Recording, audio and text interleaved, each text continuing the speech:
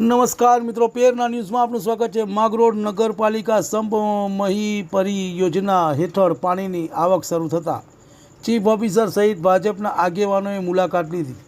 માગરોળ પ્રજાજનોને પાણી પૂરું પાડવા નગરપાલિકા 4 કૂવા આવેલા હોય ત્યાં હાલ ઉનાળાની ઋતુ દરમિયાન 4 કૂવામાં પાણી ખૂટતા નગરપાલિકા ભાજપ નવનિયુક્ત બોડી દ્વારા આગામી ચેતીને પગલાં ભર્યા હતા। દર વર્ષ ઉનાળાએ મોટી સમસ્યા ઊભી થઈ હતી, જેને લઈ નગરપાલિકા ચીફ ઓફિસર અને ધારાસભ્ય વેલજીભાઈ મસાણીએ નગરપાલિકા પ્રમુખ દ્વારા મહીપરી યોજના હેઠળ પાણી માગરોળને મળે તે માટે મિટિંગ યોજી હતી। 1 મહિના અગાઉ સરકારને રજૂઆત કરી હતી। માગરોળની જનતાએ સમયસર પાણી મળી રહે તેવા પ્રયાસ કરવામાં આવ્યા હતા, જેને લઈને હવે નિયમ મુજબ પાણી વિતરણ થતું રહેશે। રિપોર્ટ જીતુ પરમાર, માગરોળ। તમને અમારા સમાચાર પસંદ આવ્યા હોય તો like, share, bell icon, comment અને સબસ્ક્રાઈબ કરો।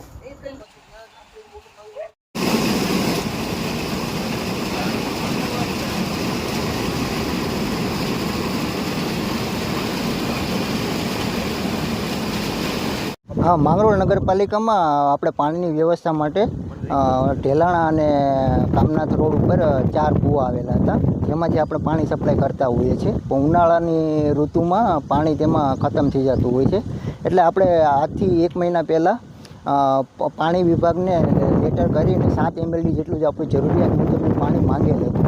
અને આજરોજ આપણા કૂવામાં પાણી ખતમ ના થઈ જતા, પરંતુ ઓછું થઈ જતા આજે એની મહીપરી યોજનામાંથી સપ્લાય કરવાની ચાલુ કરી છે। આથી આજ અમે તમામ સભ્યો સાથે અને અહીંયા વિઝિટ લીધેલી છે અને પાણીને કનેક્શનની મુલાકાત લીધેલી છે।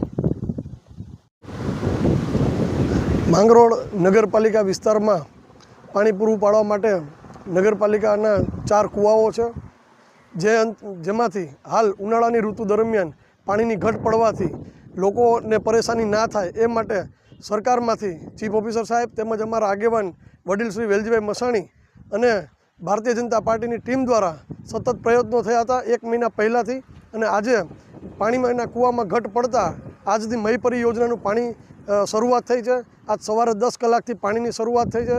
સવારે વેલજીભાઈ મસાણી પણ વિઝિટ કરી ગયા અને અત્યારે અમે અને સાથે આપણા માંગરોળ નગરપાલિકાના ચીફ ઓફિસર સાહેબ અને એન્જિનિયર સાહેબ સાથે અમે અહીંયા મુલાકાતે આવેલા છીએ। અને માંગરોળ નગરપાલિકા વિસ્તારમાં આવતા તમામ લોકોને સમયસર પાણી મળી રહે એ માટે પ્રશાસન અને ભારતીય જનતા પાર્ટી પૂરેપૂરું તત્પર છે અને એના માટે પૂરેપૂરી અમે મહેનત કરી રહ્યા છીએ।